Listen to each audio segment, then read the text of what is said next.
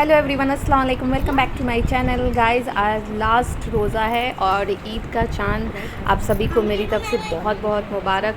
और मेरी बेटी अभी स्कूल से आई है और एक काफ़ी अच्छा ट्रेंड में चल रहा है यूटेंसिल, जिसे मैं आज यूज़ करके अपने बेटी को मेहंदी लगाऊंगी। और उसे रोज़ा लग गया था बट सोचा मैंने कि इस काम को अभी कर ले रही हूँ, रात में थोड़ा फ्री रहूँगी तो अदर काम कर लूँगी। और मैं बेटी को इससे मेहंदी लगा रही हूँ गाइस। और ये आप कल देखना कि कैसा रंग आया है। फिर नाइट हो गया था तो मैंने कुछ सामान लाना था, वो सब ला के रख दी। ये बेड जो है मेरा लिविंग रूम का है, तो ये बहुत कम यूज़ आता है, तो इसका बेडशीट मैंने रात में ही चेंज कर दिया था।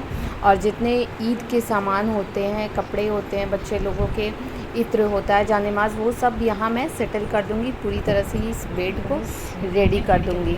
और ये देखो मेरी बेटी मेहंदी लगा के फिर दूसरे हाथ वाला बैठी हुई है। एक एक करके यार टाइम मिलता है जैसे जैसे वैसे काम करती हूँ। बच्चे सबका जो डिमांड होता है उनको भी पूरा करना ज़रूरी होता है, बिकॉज के ईद बच्चों का ही पर्व है। और ये देखो गाइस, शान का पिजामा था जो काफ़ी बड़ा था, इसको भी मैंने दिन में काट के सिल लिया था।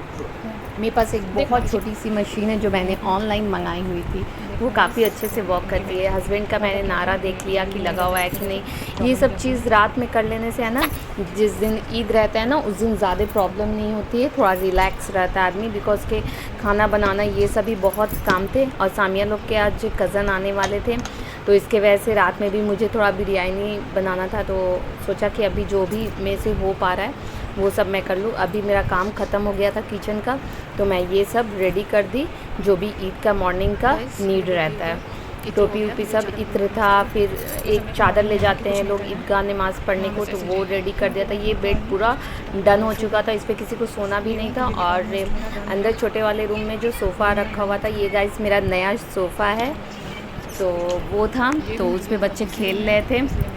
और दूसरे रूम में मेरे हस्बैंड मैच देख रहे थे, आईपीएल चल रहा है। तो इस रूम को मैं ऑर्गेनाइज़ इसलिए नहीं करूँगी क्योंकि यहाँ पे अभी बहुत सारा काम होने वाला है। और मेरी बेटी मेहंदी लगाने को अभी एक हाथ में बाकी था, तो उसको किसी तरह मैंने करके थोड़ा सा मेहंदी लगा दिया। बच्चे को मोबाइल दे दिया। ये देखो बहुत सुस्त था, इसको बहुत रोज़ा लगा हुआ था दिन में, और थोड़ा टाइम मिल गया तो सोचा मैंने भी अपने हाथ में लगा। गाइस बताना, ऐसा डिज़ाइन मम्मी लोग लगाती थी ना, वही मैं भी लगाई हूँ।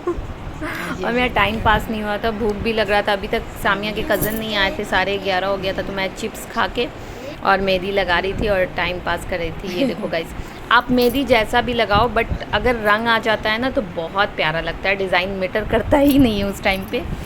तो ये मैंने एक हाथ में लगाया बिकॉज़ एक हाथ फ्री रहेगा तो अदर काम करने में ईजी रहता है।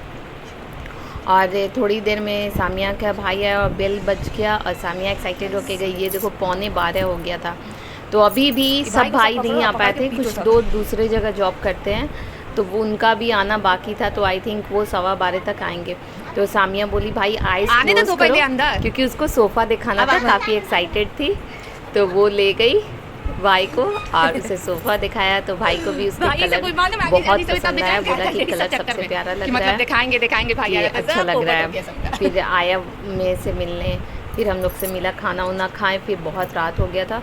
और फिर मॉर्निंग हो गई थी। सबसे पहले मैंने दूध लिया अंकल से नीचे, और फिर सबको गर्म किया। एक कप छोला मैंने चाट के लिए चढ़ा दिया, मटर, और जो भी काम था गाइस मैंने करना इधर शुरू कर दिया हुआ था, क्योंकि मॉर्निंग में ज़रूरी होता है ना, अर्ली मॉर्निंग उठ के ईद के दिन स्पेशली। फिर बच्चे लोग सोए हुए थे, फिर मैं उनको उठाने के लिए गई तो उसके पापा उठाने लगे थे और शान उठने का नाम नहीं ले रहा था। और फिर इसके पापा ने भी बोला कि आज इसे नमाज के लिए ले जाएंगे, ईद के नमाज के लिए, कि इसे किसी तरह भी उठा दो।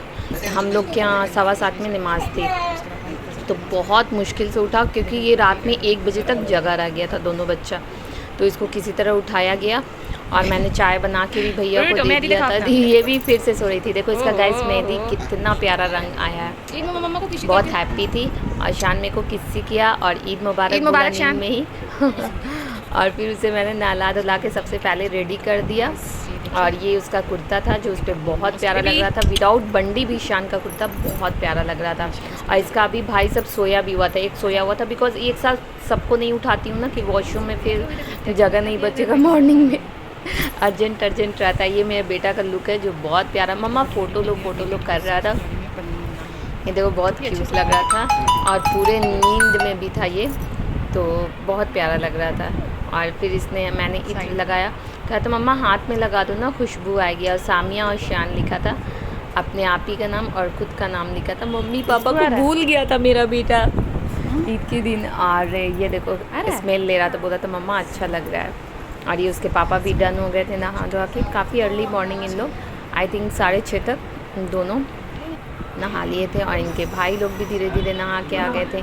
अभी एक की वजह से वेट कर रहा था, क्योंकि इसका जो छोटा वाला भाई है वो अभी शावर ले रहा था, तो भैया भी सबको ही नहा के रेडी हो गए। और ये लोग जब चले गए तब फिर मैंने सामिया को भेजा, और फिर सामिया नहाई और नहा धोआ के वो भी ड्रेस हो गई। उसका ईद का ये कॉटन का ड्रेस था, बहुत सिंपल सा, बहुत प्यारा लग रहा था। और इसने टी-शर्ट और जीन्स भी लिया था, जो अभी पहना नहीं है। ये देखो इसका सिंपल सा लुक। और फिर मैंने दूसरे रूम का जो बेड शीट चेंज नहीं किया था, वो सब मैंने चेंज किया, बिकॉज़ उन लोग ईदगाह गए थे तो 1 घंटा लग ही जाता वहाँ से नमाज़ पढ़ के आने में, तो इसलिए मैंने ये सब भी ऑर्गेनाइज़ कर लिया जल्दी जल्दी। गाइस, बड़े लोग जो होते हैं ना, उनको ईद उतना पता नहीं चलता, उतना मज़ा नहीं आता है। और ये एक्चुअल में बच्चों का मतलब फेस्टिवल है, हमें उतना ख़ास मतलब ईद का कुछ फीलिंग पहले जितना था बचपन में उतना अब नहीं था। और ये सब रेडी हो चुका था, शीर खुरमा, चाट, ये सब मैंने रेडी कर दिया था। ऑलमोस्ट खाना रेडी था, सिर्फ चावल और थोड़ा सा रोटी, मटन बन गया था मेरा, वो मतलब बाकी था। ये मैं रेडी कर रही थी, अभी ईदगाह से आता लोग तो वो लोग मतलब फिर खाता। ये भी मेरा चढ़ा हुआ है, ऑलमोस्ट हो गया था। और तो फिर सामिया के साथ मैंने शॉर्ट्स बनाया, फिर उसके पापा आ गए, भाई लोग ईदगाह से आ गया, तो सबसे सामिया ने प्यार से वालेकुम अस्सलाम, सब एकदम ब्लैक मुबारक बोला। और मैं अभी तक भी नहीं नहाई थी, सिर्फ घर का झाड़ू ये सब कर रही थी। और सामिया अपने पापा का वेट कर रही थी, पापा कहाँ रह गए, बिकॉज ईद मुबारक, पापा के बिना सामिया का अधूरा है। और इसके बाद जब इन लोग आ गए तो मैं फिर सोचा कि अब फाइनली मैं नहा लूँगी। आई डोंट नो मेरे सबसे लास्ट में नंबर क्यों आता है। और मेरे हस्बैंड बोले कि गले मिल लो कम से कम, हम कि अभी नहाए भी नहीं है। काम गाइस बहुत हो जाता है बड़े लोगों को, इसलिए आई थिंक ईद का पता नहीं चलता है क्या स्पेशल खुशी होती है। फिर मैंने उन लोग को सर्व किया, शीर खुरमा चाट जो बनाया था वो। और मेरी पूरी यूट्यूब फैमिली, आप सभी को ईद बहुत बहुत मुबारक।